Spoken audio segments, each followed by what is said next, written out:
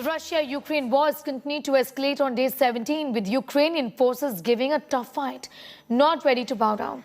Air raid sirens and heavy shelling were heard in the outskirts of the capital city of Kyiv. Overnight shelling and Russian airstrikes were reported in the southern city of Mykolaiv. Several parts of Bollywood in Donetsk city was also destroyed by continuous bombardments. Second largest city of Ukraine, Kyiv, is under relentless bombardment from Russian forces. Several residents were seen taking shelter in metro stations.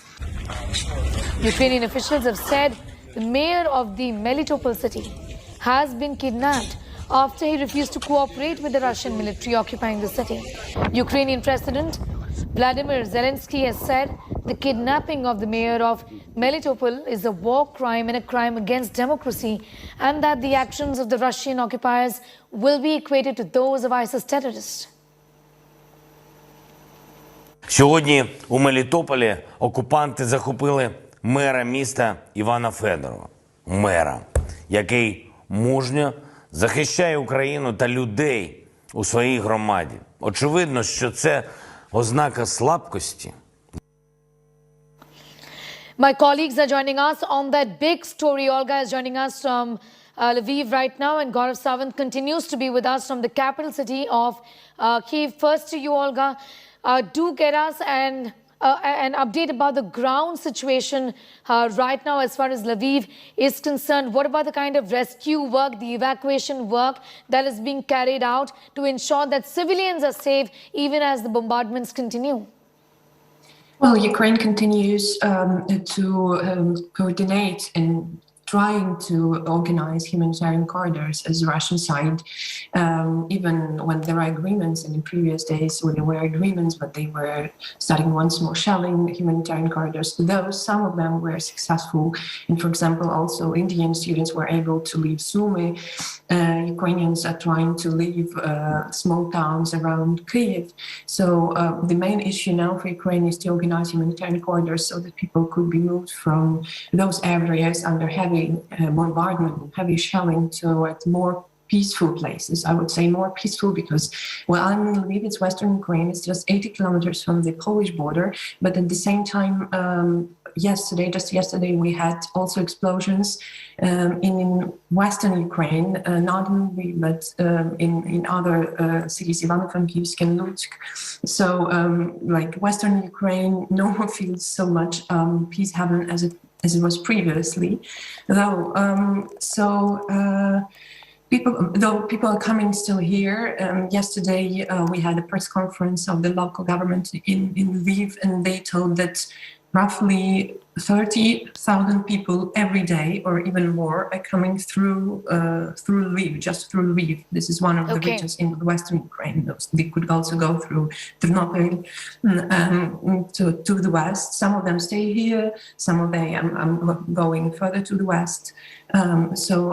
Civilians try to move to more peaceful places. And the main issue for the Ukraine government now, except of defending the state, defending our land, is to organize humanitarian corridors so that people could move from the areas under heavy Russian bombardment from Russia toward more peaceful places. Yes. Be with us, Olga. I'll just go across to my colleague Gaurav Sawant, who's joining us from the capital city of Kyiv. Difficult situation there, Gaurav. You've been talking to us about the weather conditions, also extremely difficult. But today is an important day, decisive, in a terrible way, given that it looks like that Russia really is at this point in time really closing in on the capital city, isn't it, Gaurav? Day 17 of the conflict, and day 17 of the conflict, it threatens to be very intense.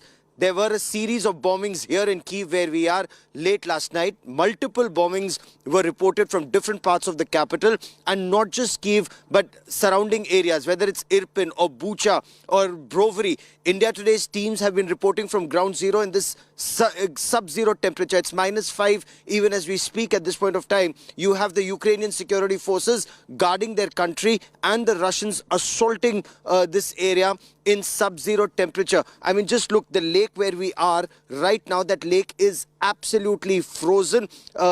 You can just make out how cold it is here. And in this intense cold, this operation is being carried out.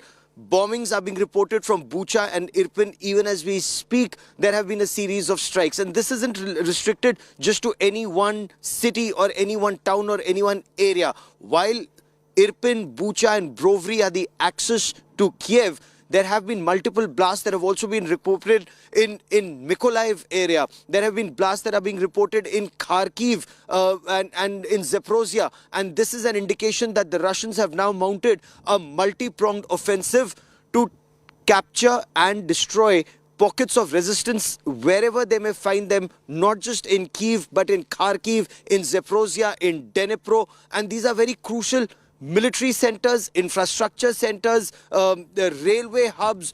So very systematic campaign going on against the Ukrainian security forces, armed forces, with the aim to capture Kyiv on day 17 of this conflict. Gaurav, reporting under very difficult circumstances there, not just the war, but also the weather, like Gaurav has been pointing out. But the civilian areas also, Gaurav, unfortunately left completely unspared there by Russian forces pounding the civilian areas. It really looks like a ghost town from the pictures you all have been sending us. When we were at Irpin and Bucha, thousands were fleeing. There was a broken bridge. They were crossing that bridge through a makeshift structure and trying to desperately get out. Bucha and Irpin, absolute ghost towns. Similarly, Brovary, where we were. Now, these are bustling neighborhoods of Kyiv, bustling. Thousands and thousands live there. Multi-storied buildings stretching for kilometers is how the housing complex here is. That is where not a soul lives. Those buildings, some of them lie shattered. That's the level of destruction that we've seen in Brovary, in Irpin and in Bucha. And now it's inching closer to Kyiv. And that's the destruction that we also saw when we were reporting from Mariupol or from Kharkiv. So this destruction is taking place in multiple areas. Now, when the Russians, of course, they claim that they're only targeting those buildings from where resistance comes to their forces. They're saying if there are surface-to-air missiles on rooftops, then those buildings are taken down. And these man-portable SAMs or man-pads, as they're called, whether it's the Igla, the Soviet origin Igla missile, or the American origin or NATO origin Stinger missiles, they are often on building tops and rooftops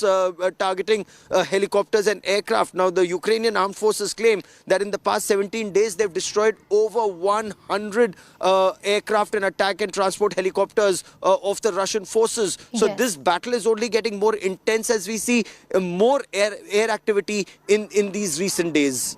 Gaurav, I'm thanking you for the moment and be safe. And thank you so much for joining us. Like I said, an extremely difficult situation for Gaurav. And all our colleagues were reporting from ground zero there. Olga also continues to be with us. Olga, a quick update from you of the manner in which Lviv essentially is trying very hard to safeguard the city's cultural heritage when it comes to museums and also churches. There seems to be a big operation there that's being carried out by the civilians there to ensure that at least these things are not affected by the war and the cultural heritage is intact in that sense. Yes, well, there is a huge threat to cultural heritage as well as in Kyiv, previously Ukrainian church, were appealing to other religious organizations to save, for example, also in Kyiv, Sofia Kyivska, because Russian forces, they are attacking not only civilians but also cultural buildings. So you see how much disaster this was for Kharkiv, for Chernihiv, which is the place of one of the oldest Ukrainian churches, and also in Lviv, because Lviv has lots of very big cultural heritage. And because government here and also civilians saw what was already done to Chernihiv, also near Kyiv, a museum of very famous Ukrainian naive artist Maria Primachenko was destroyed by Russia. So while seeing all those what happened in the other regions, that is why government and also civilians here prepare and of course trying to shelter Okay. somehow cultural heritage here and exponents in museums. Olga, thank you so much for joining us with your inputs on that story. We'll, of course, keep coming back to you and Gaurav for all the updates throughout the course of the day.